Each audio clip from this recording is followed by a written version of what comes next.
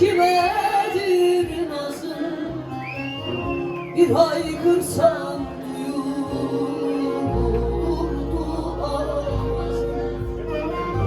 Neden sesi gelmez tutan ağacın?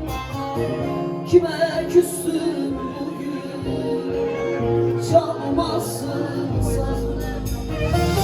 Neden sesi gelmez tutan ağacın? Kime küssün bugün çalmazsın sazın?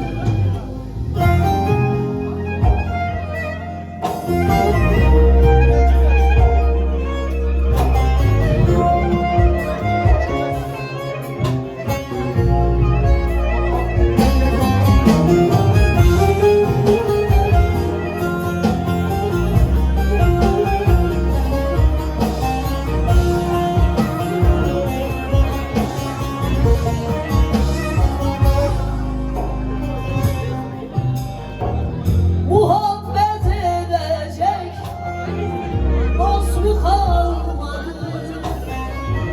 Aşk ile coşacak tel mi kalmadı?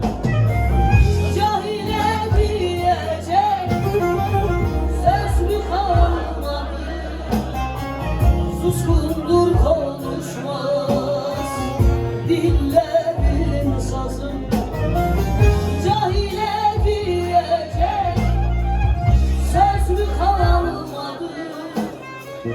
Suskundur konuşmaz dillerin sazı. Sen benim ekmeğim, aşım sırdaşım, sesime ses katan Türkiye yoldaşım. Küçücükten beri dost arkadaşım, İki gözümün nuru vefalı sazı. Duvara asmaya kıyamadı, çaldıkça çalmaya doyamadı. Dört mevsimi biz beraber yaşadık, acıyı, neşeyi paylaştık sazım. Gülmeyi unutmuş insanlar sazım. Her evde bir çığlık, feryat var sazım. Dağlar kar, ciğer nar, hasret zor sazım. Perdelerinde her